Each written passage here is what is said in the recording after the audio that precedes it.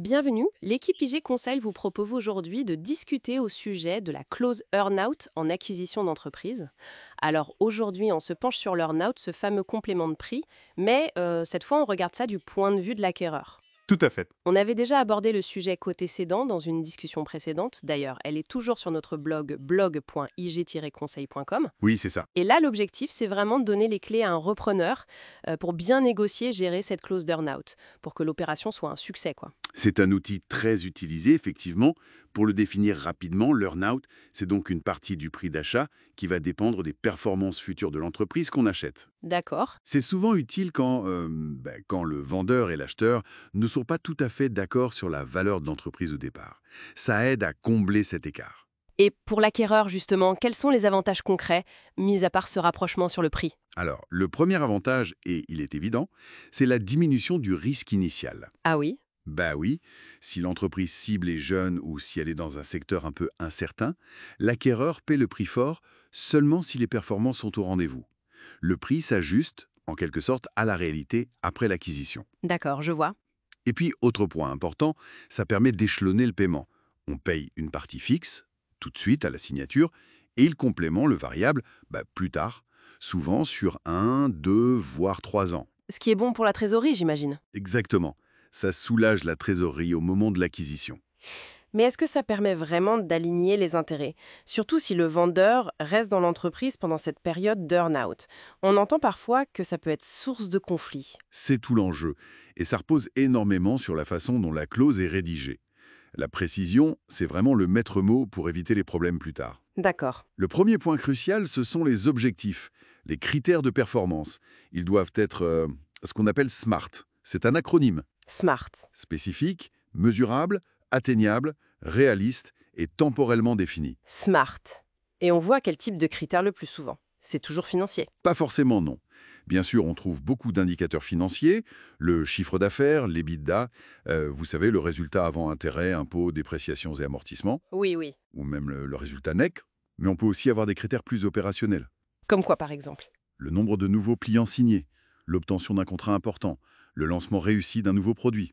Ça dépend vraiment de l'activité. D'accord. Dans certains secteurs, on utilise des indicateurs spécifiques. Je pense à l'ARPU ou le revenu moyen par utilisateur. C'est clé dans les télécoms ou les logiciels par abonnement, le SaaS. Très bien. Et point important, il faut bien se mettre d'accord sur les règles comptables.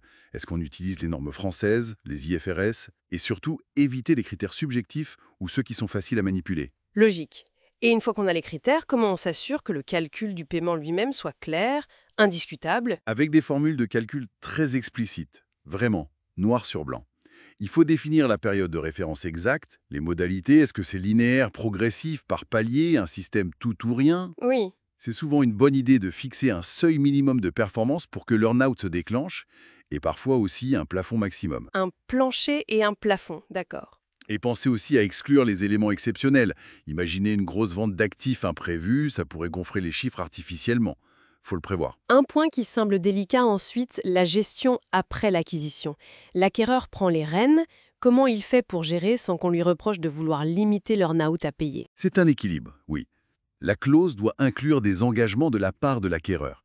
Par exemple, gérer l'entreprise en bon père de famille, de bonne foi, sans prendre de décision juste pour faire baisser l'earn-out.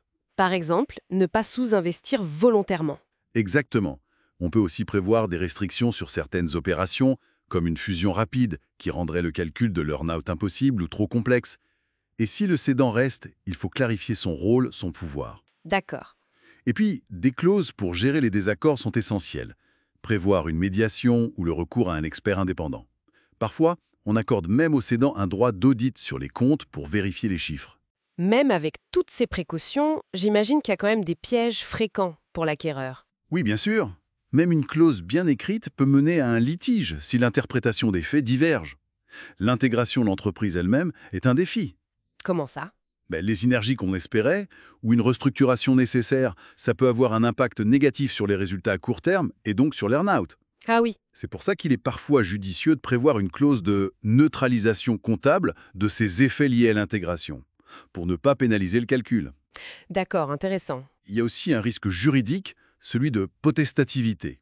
Si le paiement dépend trop de la seule volonté de l'acquéreur, un juge pourrait considérer que la condition n'est pas valable et annuler cette partie de la tort. Et il y a un dernier point qui revient souvent dans l'actualité juridique et fiscale, c'est cette notion d'incertitude du complément de prix. Tout à fait.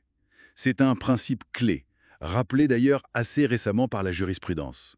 Le complément de prix doit présenter un réel aléa au moment où la vente est signée. Un aléa réel. Oui, si le montant de l'earn-out ou sa réalisation semble quasiment certain, dès le début, l'administration fiscale pourrait le requalifier. Ça a surtout des conséquences pour l'imposition du vendeur, mais ça influence toute la négociation et la structuration de l'opération, y compris pour l'acquéreur. L'incertitude, c'est une condition essentielle de l'earn-out.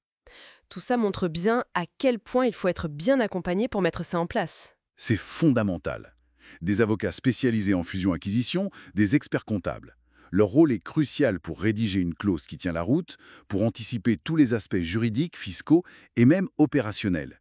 Ça sécurise vraiment l'opération pour l'acquéreur. Donc si on résume pour l'acquéreur, l'earn-out, c'est un outil puissant, stratégique même, pour gérer le risque et le financement. Mais ça demande une rigueur absolue, clarté des objectifs, précision des calculs et bien anticiper les sources potentielles de conflits. Exactement. Et j'ajouterai un dernier conseil, très pratique. Ne sous-estimez jamais l'importance de la communication après l'acquisition, Ah oui.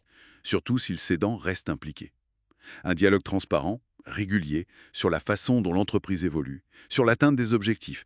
Ça peut désamorcer beaucoup de tensions avant qu'elles ne deviennent de vrais conflits sur l'interprétation des chiffres. Très clair. Bon, pour terminer, une petite question pour ouvrir un peu la réflexion. Et au-delà des chiffres, des clauses très techniques, comment on fait pour s'assurer que cette mécanique de l'earn-out, qui est quand même très focalisée sur des objectifs souvent financiers et à court terme, ne vienne pas perturber, voire dénaturer la culture de l'entreprise qu'on vient d'acheter? Voilà une bonne question à méditer. Vous pouvez retrouver notre article qui détaille tout ça, réussir un earn-out en acquisition d'entreprise, sur notre blog à l'adresse blog.ig-conseil.com. Cet échange vous a été proposé par IG Conseil, le spécialiste de la formation en gestion, comptabilité, digitalisation et intelligence artificielle. Et n'hésitez pas non plus à écouter notre analyse précédente sur l'earn-out, mais cette fois du point de vue du cédant, et bien sûr à explorer nos autres ressources sur le blog pour aller plus loin.